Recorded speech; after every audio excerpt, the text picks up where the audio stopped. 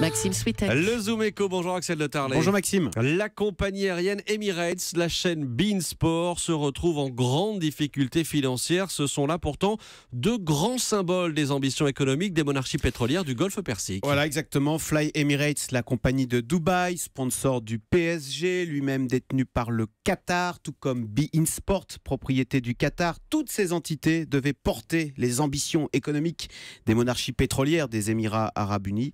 Toutes connaissent des revers. Alors, on ne reviendra pas sur la saison décevante du Paris Saint-Germain, humilié par le Barça. Mais on n'y revient pas. Voilà, mais son sponsor, Fly Emirates, la compagnie du Golfe, a connu également une saison décevante. Bénéfice divisé par 5. Emirates est désormais moins rentable qu'Air France KLM. Et enfin, beIN Sport, la chaîne du Qatar, vient de perdre la Ligue des Champions en football. C'est la plus prestigieuse des coupes européennes qui a été raflée par SFR à partir de 2018. Voilà qui évidemment ne va pas faire les affaires, ne va pas arranger les affaires de cette chaîne qui perd déjà, tenez-vous bien, 250 millions d'euros chaque année. Comment s'explique cette série de revers ? Eh bien écoutez, à chaque fois, il y a des éléments extérieurs qui viennent perturber toutes ces affaires. La compagnie Emirates, par exemple, est plombée en ce moment, vous savez, par tout un climat suspicieux avec la crise migratoire, les attaques terroristes, les mesures de contrôle aux frontières de Donald Trump, le Brexit, etc.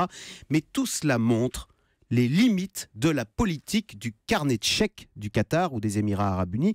Une stratégie simple, on s'offre les meilleurs à coups de millions et on espère ainsi créer ex nihilo à partir de rien des champions. Eh bien, ça ne marche pas comme ça, ni dans le football, ni dans les affaires. C'est d'ailleurs réconfortant, on voit que le succès, la réussite ne s'achète pas, même si tout cela partait d'une stratégie qui se défend. Les monarchies pétrolières savent que le pétrole n'est pas éternel et elles veulent diversifier leurs économies dans le tourisme, les loisirs, avec le football, puisque le Qatar, vous le savez, va organiser la Coupe du Monde de football en 2022, le tout devant être retransmis sur sa chaîne beIN Sport. Reste maintenant à savoir si cette chaîne ne sera pas revendue d'ici là. Oui, il faut que la chaîne tienne effectivement jusque 2022. Voilà. Merci beaucoup, c'était le Zoom Eco avec Axel de Tarlet.